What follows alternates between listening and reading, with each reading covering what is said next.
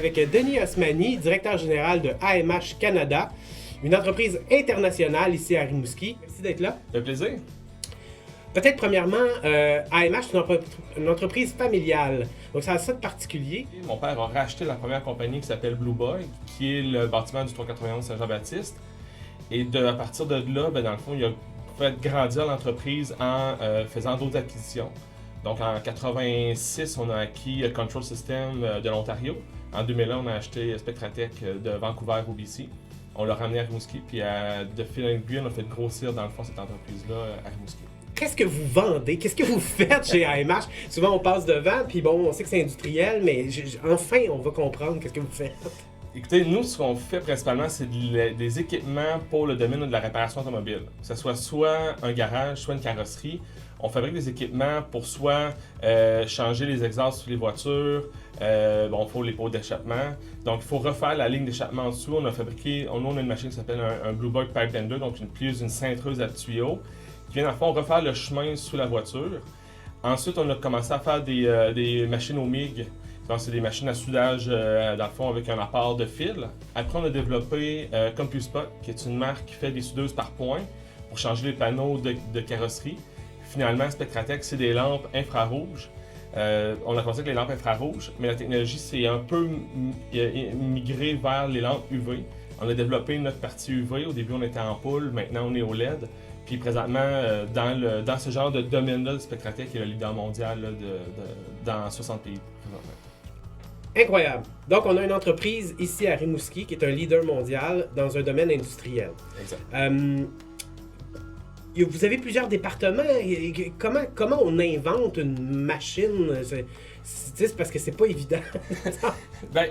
Pour la personne qui n'a jamais vu un développement de machine, souvent c'est une entreprise qui a un problème.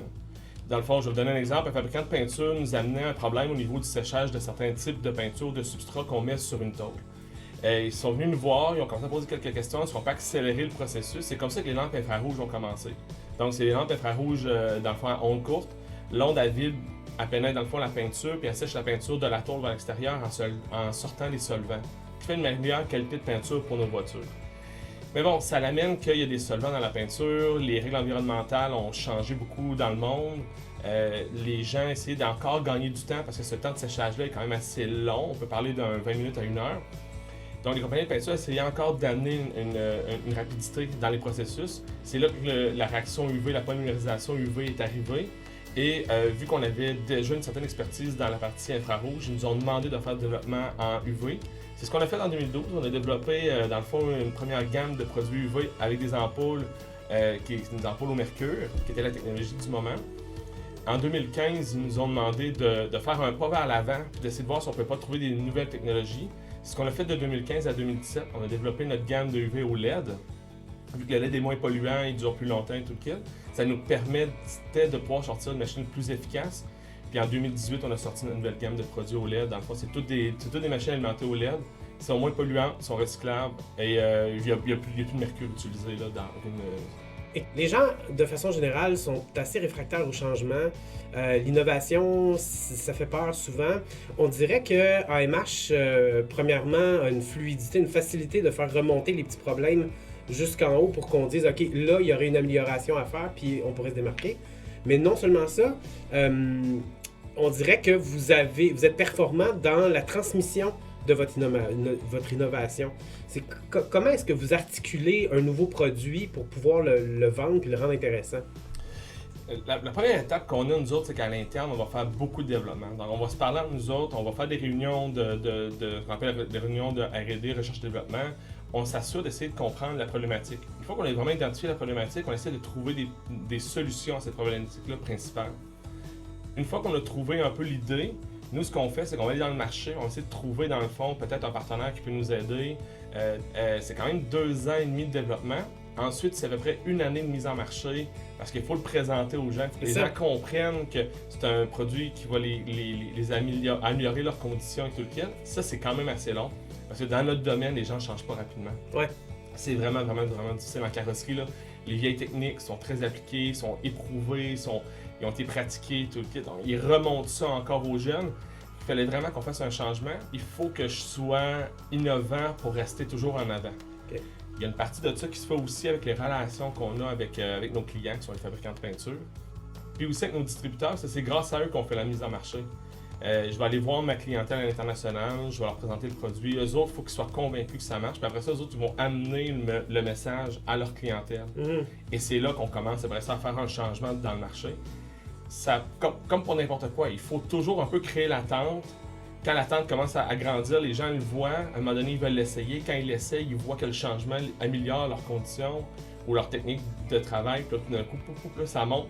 D'un coup, là, on voit que les distributeurs, ils veulent l'avoir, ils veulent aller plus loin, puis le client veut l'avoir aussi. Donc, c'est vraiment beaucoup de travail, mais on réussit à bâtir ça tranquillement. Combien vous avez d'employés? À MH Canada, au total, c'est 75 personnes dans plusieurs localités différentes. Donc, j'ai 2 usines à Rimouski, 391 Saint-Jean-Baptiste, on a le 334 Rue-Rivard. J'ai un bureau en Chine à Beijing. J'ai aussi une usine à Langfang qui est aussi en Chine. On a un bureau aux États-Unis, un bureau en France, on a un bureau satellite en Allemagne, puis on a aussi des relations au Japon puis en Corée du Sud. Peut-être tu pourrais nous expliquer qu'est-ce que ça comporte, une pénurie de main-d'œuvre. Une pénurie de main-d'œuvre, ça met beaucoup de pression sur les travailleurs actuels dans l'entreprise, mais ça en met aussi beaucoup sur les dirigeants de l'entreprise. C'est un vrai cassement de tête. Il faut essayer d'être une entreprise attractive d'un côté. Il faut essayer aussi d'être innovant, que notre milieu de travail soit créatif ou adapté aux gens qu'on veut avoir. C'est pas toujours facile. Il faut... Nous, on le vit là, tous les jours d'avoir, pas seulement des jeunes, mais d'avoir des nouveaux employés, c'est un peu plus compliqué. Des fois, ils viennent 2, 3, 4 mois, ils quittent. C'est quand même un coût cher. Ça coûte quand même quelque chose de former un employé et qu'il quitte rapidement.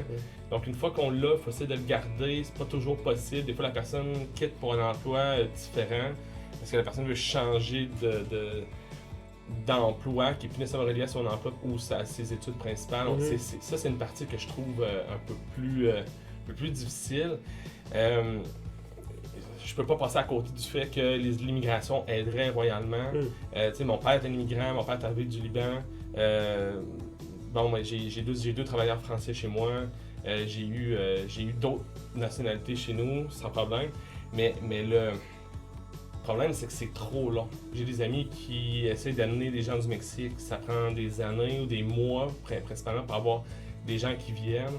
Ils viennent pas pour très longtemps parce qu'ils donnent un permis sur 1 an. Il faut qu'ils retournent, refassent le processus, reviennent. On a trop de bureaucratie pour le temps qu'on met puis les peu de résultats qu'on a. Ça t'empêche, tu m'amènes sur un point. Tu me dis que ton père est issu de l'immigration, du Liban. Parle-moi de ton amour du français. Clairement, il y a quelque chose là parce que je veux dire, ton site est bien traduit. Il y a une attention particulière, même dans tes termes industriels, tu les connais, les termes francophones. C'est vraiment impressionnant. On a gardé le français parce qu'on est des régionalistes. On veut que la région puisse grandir. On a gardé l'entreprise à Rimouski. On s'est fait proposer maintes et maintes fois d'ouvrir à Montréal, de changer d'endroit. On n'est jamais allé. On est bien dans notre Rimouski. C'est une belle région, c'est le fun, on a du bon monde. Puis nous, on voulait que l'entreprise reste française au maximum. Quand on va à l'international, je suis toujours content d'être un peu le traducteur officiel entre, mettons, un Français de France puis un Français de Belgique, des fois qui ne se comprennent pas. Des fois, je peux venir. Des fois, j'ai des Français de l'Afrique qui veulent poser des questions à des gens en anglais. Des fois, je vais donner un coup de main. Des fois, c'est le contraire. J'ai un fournisseur ou un client anglais qui veut essayer de comprendre quelque chose. J'aime ça, avoir... Moi, je trouve que c'est un atout d'avoir le français et l'anglais, de pouvoir parler les deux. Puis nous, on a tenu Mortibius à garder nos termes en français pour... C'est sûr que dans le langage de tous les jours, quand je suis en carrosserie, j'essaie de m'adapter. Mais tu sais, un pipe bender pour nous, c'est une cintreuse parce que c'est toujours été une cintreuse. On sait que c'est ça. Une machine au MIG, ben tu sais, MIG c'est un terme anglais, mais on essaie quand même de garder une soudeuse au MIG pour essayer de garder la partie francophone. Lampes infrarouges, on pourrait très bien dire des lampes IR, infrared lamps, ça ne resterait pas un problème, mais garder le français pour nous, c'est quand même important. Puis ça garde la teinte là, québécoise. Bravo. Puis si jamais vous avez besoin d'outils, il faut savoir et se rappeler que l'Office québécois de la langue française offre des outils sur son site internet, entre autres. Plein d'outils qui aident les entrepreneurs là, pour justement effectuer des traductions ou des fois on oublie un terme, comme soudeuse par exemple. Peut-être qu'on peut aller s'aider avec les moyens que nous offre l'Office québécois de la langue française. On l'a fait. On l'a déjà. Ah oui? Oui, on les a déjà utilisés. Il y a certains termes qu'on trouvait pas faciles. On leur a demandé de nous donner un genre de coup de main dans le fond. Tu sais, le mot mastic à carrosserie est quand même utilisé. C'est un terme plus français de France, si on peut dire ça. Mais ici, les gens utilisaient, mettons, du poté. Ah, moi j'avais du poté sur mon char. Fait que là, on est allé chercher dans le fond des traductions que les gens allaient comprendre. Fait que maintenant, quand je fais des démos, par exemple, moi je parle de mastic à carrosserie. Là, on commence à intégrer le mot. Même affaire avec une soudeuse par point, spot welder. Ben, soudeuse par point, les Français de France appellent ça une pointeuse. Mais tu sais, si je dis pointeuse, c'est pas tout à fait la même chose. Donc, on a mis le terme complet soudeuse par point pour que les gens comprennent l'utilité de la machine. Donc, AMH est international, mais AMH est aussi extrêmement impliqué dans sa communauté. De quelle façon est-ce qu'AMH s'implique ici? Ben, AMH a quand même une expertise dans l'usinage. J'ai des employés qui sont là depuis 35-40 ans. On a une chambre à peinture, on a des machines équipées. Dans le fond, c'est équipé de machines, nous autres, pour être capable de pouvoir faire de la sous-traitance. Donc, on a une partie à l'interne chez nous d'un département de sous-traitance qui nous permet d'aller faire des contrats d'usinage de plastique, de métaux différents. On fait de l'alu, de l'acier, on fait des aciers plus durs, on a un four à trempe. On a vraiment développé cette expertise-là pour justement être capable de supporter des fois des entreprises à Rimouski qui ne veulent pas aller à l'extérieur pour faire de la sous-traitance. On peut venir le faire chez nous. On a des contrats, on a fait des contrats avec Lucar, Lismer, on a des contrats avec certaines entreprises privées à Rimouski. On a fait aussi quelques contrats pour dans des entreprises de l'extérieur. Mais année après année, on essaie d'en faire juste un tout petit peu plus pour justement montrer qu'on est à Rimouski. Puis AMH aussi s'est beaucoup impliqué là, dans le fond, on a fait partie des anciens CLD, on était sur le conseil d'administration. On a aidé l'orchestre symphonique en étant sur le conseil d'administration. L'hôpital de Rimouski, on a fait des dons, puis on s'est quand même beaucoup impliqué à l'interne. On est un petit peu moins connus, mais on est quand même toujours là. Ah ben 100%, parce que AMH fabrique nos fabuleux et fameux trophées du gala de la chaîne de commerce et d'industrie Rimouski Ningette, et on est extrêmement reconnaissant par ailleurs, en compagnie évidemment de Rabot des Bois. Puis ça prouve d'ailleurs que vous avez une relation vraiment intime avec le milieu rimouskois. Eh bien, Rimouski est international grâce à Denis Ospany et AMH et toute son équipe, qu'on salue par ailleurs. Merci beaucoup. Merci beaucoup. Avec Memo, l'Office québécois de la langue française propose aux entreprises de 50 employés et moins un service d'accompagnement gratuit et personnalisé pour améliorer vos pratiques linguistiques. Remplissez l'auto-évaluation en ligne en une dizaine de minutes pour cibler vos forces et vos besoins. Ce service d'accompagnement est offert sur une base volontaire. C'est vous qui en contrôlez le déroulement à votre rythme et selon vos besoins. Votre entreprise a déjà de bonnes pratiques linguistiques?